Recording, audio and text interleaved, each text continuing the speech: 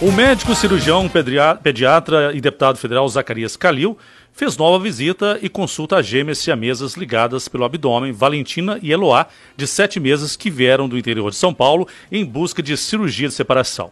O encontro foi nesta segunda-feira no Instituto Nelson Piccolo, em Goiânia. Elas também foram consultadas pelo cirurgião plástico Nelson Piccolo, que avalia a questão da necessidade de expansão da pele. E essa é a segunda visita que o médico faz às gêmeas. A primeira foi dia 7 desse mês, quando as bebês passaram pela primeira avaliação. Elas estão unidas pelo abdômen.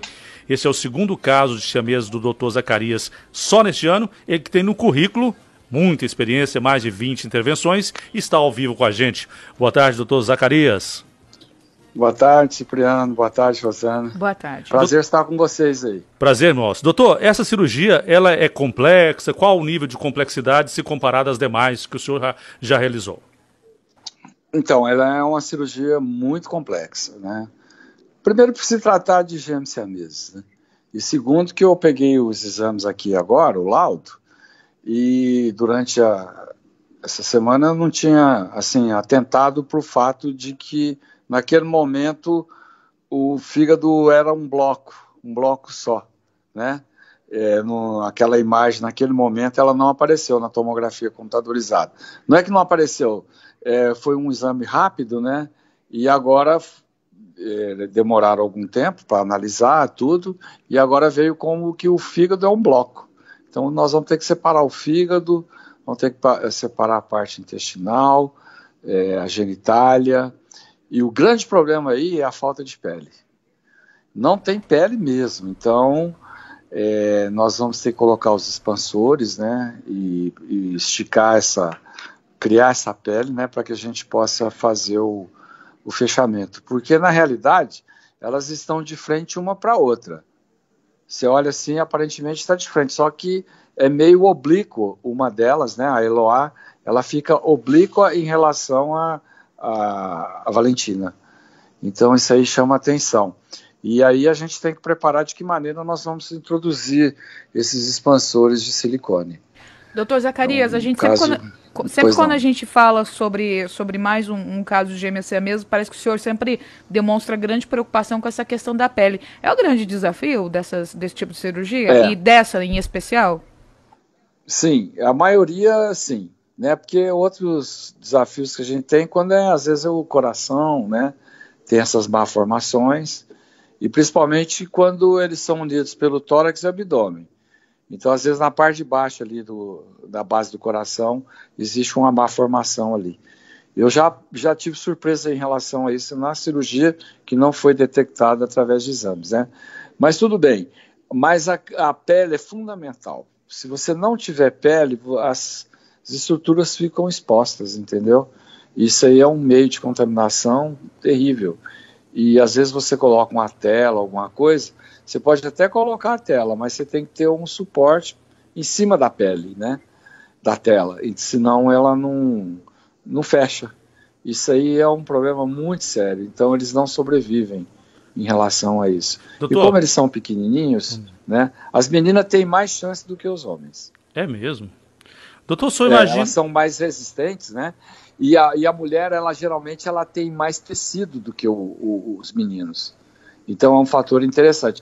E outra coisa, Cipriano, que eu até comentei com o Dr. Nelson hoje, e ele já está com a gente há muito tempo também, uma é menor do que a outra. A primeira pergunta que ele fez para a mãe foi assim, essa pequenininha aqui, ela come mais que a outra? Ela falou, sim, exatamente. Isso é uma coisa que nós percebemos, que o gêmeo menor é que mantém o maior.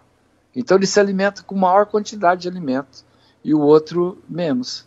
Então ele passa os nutrientes, né, de um para o outro. Eu estou ouvindo o senhor falar que a mulher, o sexo feminino, a mulher, é mais forte, né, mais preparada do ponto de vista genético. E estava vendo, até fiz essa pergunta para o presidente da CREMEG no fim de semana, porque dos casos aqui que nós temos de óbitos do coronavírus aqui em Goiás, 80% são homens e 20% mulheres. Eu fiquei meio assustado, doutor. É interessante isso, né? Porque os homens, eles têm mais comorbidade, né? Tipo assim, hipertensão arterial, eles têm diabetes com maior frequência, eles ingerem mais produtos alcoólicos, né? E fumam mais, quer dizer, então as mulheres hoje elas têm uma qualidade de vida melhor do que os homens, mas elas estão se aproximando muito aos homens, né? E os homens não vão aos médicos, né, então, doutor? Doutor, exatamente. A nossa... Chama atenção. A Rosane tem uma pergunta para o senhor em relação a esse debate, né, Rosane, sobre a questão da cloroquina, né? Uma polêmica. Sim, a gente fica sempre buscando a opinião das pessoas que são qualificadas para responder para a gente qual o posicionamento, principalmente dentro da medicina, o senhor como médico, mais do que como médico, o senhor está deputado nesse momento. E a situação da cloroquina, ou hidroxicloroquina, nesse momento, ela acho que extrapolou os limites da medicina e também entrou aí no debate político. O senhor como médico e como deputado, queria saber o posicionamento do senhor, doutor Zacarias, com relação a essa medicação, já que a gente não tem um medicamento efetivo no combate ao coronavírus? Então, veja bem, eu não sou contra a cloroquina, não, né? Eu sou até a favor. Inclusive o Conselho Federal de Medicina, ele já liberou, né? Mas tem critérios, né, para que a gente possa utilizar. Você não pode usar a cloroquina como uma forma preventiva, né? E de tratamento, assim, como se tivesse um protocolo específico para isso. Como você bem disse, a doença é uma doença desconhecida, nós não temos ainda qual que é o meio que a gente vai atuar para derrubar esse vírus, né? Então, veja bem, existem várias opções. Estava conversando agora há pouco com a minha filha, que é médica em Brasília, e um colega nosso, médico, né? Ele jovem, cirurgião pediátrico também, e ele apresentou sintomas, foi para o hospital e apresentou falta de ar, já foi internado e provavelmente iria para a UTI, né? Então, veja bem, eles têm um determinado protocolo para esse tipo de paciente. Por exemplo, se você chega no pronto-socorro com esses sintomas de tosse, febre, né, e falta de ar, eles já colocam a oximetria, que é aquele aparelhinho que você coloca no dedo ou no pulso do paciente para ver como é que está a oxigenação. Inclusive tem um projeto meu de lei que vai entrar provavelmente essa semana, obrigando as unidades de saúde a ter isso aí, porque é um fator muito positivo. Então, por exemplo, se a oximetria sua caiu abaixo de 90, é internação imediata. E você faz o teste do Covid, interna o paciente, faz a tomografia, vê como é que está o pulmão e entraria com a cloroquina, a azitromicina e um corticoide. Tá, mas foi isso que foi feito nele. Mas eu fico com relação a esse método, doutor Zacarias, vamos lá. Projeto de lei como esse é maravilhoso, ampara todos nós, mas no caso lá na hora da gente for lá para os finalmente, a gente sabe que não tem espaço para todo mundo. E depois, que a gente sabe que a cloroquina é um medicamento que tem efeitos colaterais gravíssimos, precisa de uma autorização do paciente, não é isso? Como é que a gente coloca na responsabilidade na mão do paciente? Olha, se você tomar esse medicamento aqui, você pode, vou dar um exemplo aqui, você pode ter arritmia cardíaca, você pode ter, sei lá, longo prazo, não sei quanto tempo, e complicações oculares, né? E aí a responsabilidade é sua? Isso. Então, veja bem, olha só. Você, para prescrever a cloroquina, o paciente tem que estar bem ciente, e a família também, e assinar um termo também de responsabilidade. Porque às vezes, inclusive, tem até um projeto de lei entrando agora, isentando os profissionais da área da saúde, os médicos, no caso de você acusar o médico dele ter feito um determinado medicamento no Covid-19 e ele ser punido por isso. Você entendeu? Então, assim, é muito sério o que você falou, né? Você amanhã entra por negligência ou uma falta de atenção, de comunicação, e o médico errou dele ter prescrito a cloroquina, sendo que o próprio Conselho Federal falou que em alguns casos, por exemplo, eu não vou usar a cloroquina num paciente que ele é hipertenso, que ele tem arritmia cardíaca, que ele tem uma determinada idade, né, e ele tem outras comorbidades, né? Você vê que o índice de óbito nos idosos são bem maiores. Tem idosos morrendo aí, ó, dentro de lar de casa de apoio, né? Inclusive eu vi ontem no jornal, 8 morreram, numa ação dessa do Covid-19, às vezes até com medo de ir para o hospital. Então, assim, existe comorbidades. Eu acho que um paciente rígido, né? Paciente que não tem doença cardíaca, não tem diabetes, não é hipertenso, está com sintoma, você comprovou, pode usar. Tem médicos aí que tomaram e tiveram resultados. Outros não, mas por quê? Deve ter outros fatores associados. Quando eu tive uma malária, muitos anos atrás, eu tomei durante quase 30 dias. Tá certo. Doutor, para encerrar a entrevista, já liberando o senhor, só a última pergunta. Quando é que o senhor acha que... Nós estamos aqui ao vivo com o governador, viu, no live aqui. Pois é. A bancada federal todinha aqui com ele. O governador está aí? Ó. Está aqui com a gente. Doutor? Nós estamos debatendo o Covid agora com ele aqui, né, a bancada federal. Tá bom. Só para concluir, liberar o senhor aí, o senhor está nessa reunião com o governador, quando é que o senhor acha que nós vamos chegar ao pico dessa doença, doutor? Olha, eu estou acompanhando aí, como eu não sei se você acompanhou um vídeo aí que foi feito lá na Câmara, que eu falei, escuta, perguntaram isso para mim lá, eu falei, eu não sei, porque eu não participo de nada do governo, né, não participava. Agora a gente está participando, está ajudando, o que a gente quer é ajudar o governo de Goiás em relação a isso. Mas eu vi através da Universidade Federal de Goiás, os estudos. Primeiro eles deram uma nota, né, você lembra? Aí eles falaram que poderia liberar a verticalização.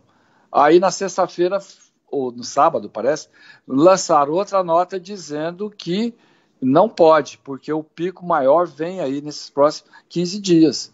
Conversei com o governador aqui agora, ele está de frente para nós aqui. Falei, governador, ele falou assim, ó, nós tivemos na primeira etapa, 70% de isolamento. Segunda etapa, 60% de isolamento.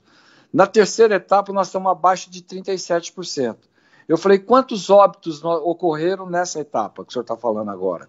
Ele falou, olha, nós estávamos tendo 1 óbito por dia, agora nós estamos tendo 9. Quer dizer, se você liberar, vai morrer muito mais gente, e os pobres, as famílias menos condições, vão sofrer mais com isso. Já que o senhor está aí debatendo a Covid aí com o governador Ronaldo Caiado, o que vocês falaram até o momento de decreto, de endurecimento de regras, de isolamento social, deputado? Todo mundo está concordando com o governador, inclusive a oposição, né? Tem que ter decreto, então, para fechar? Aqui, tá todo mundo... Não saiu ainda, né? Não, mas o posicionamento assim, é que tem que ter decreto para fechar? O isolamento.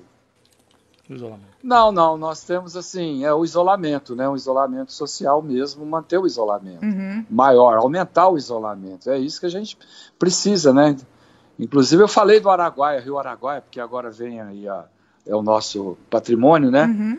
E ele está preocupado com isso, porque eu vi aí também várias reportagens hoje mostrando a quantidade de pessoas em Luiz Alves, Britânia, essas regiões aqui.